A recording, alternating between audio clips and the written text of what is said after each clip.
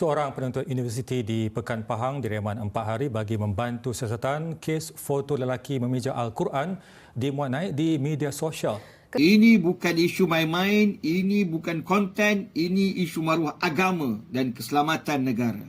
Seorang penuntut universiti tempatan direman 4 hari susulan tular gambar dia memijak Al-Quran dan hantaran dia menghina Nabi Muhammad SAW di media sosial.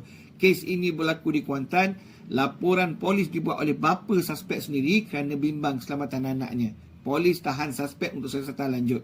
Kes ini disiasat di bawah Seksyen 298 Kanun Keseksaan Menghina Agama, Seksyen 233 Akta Komunikasi dan Multimedia 1998 dan Akta Hasutan 1948. Jika sabit keselarahan, boleh dipenjara, didenda atau kedua-duanya. Ini bukan isu viral, ini isu jenayah.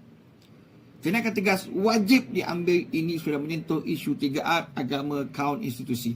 Tak kira agama apa sekalipun, tak ada satu agama pun di dunia yang ajar menghina agama lain. Saya sendiri tidak akan sesekali memijak kitab agama lain. Bukan sebab takut, tapi sebab hormat. Tolonglah, jangan dibiarkan api perkauman. Kalau isu ini dikaitkan dengan kuih haram, itu isu tanah, bukan isu agama. Orang Islam di Malaysia tak pernah menidakkan hak penganut agama lain untuk beribadah. Kita hidup dalam negara berbilang agama. Keamanan bukan datang dari provokasi, tapi dari kefahaman dan hormat. Prinsip kami jelas, bagimu agamamu, bagiku agamaku. Hormat itu pilihan, tapi undang-undang tetap undang-undang.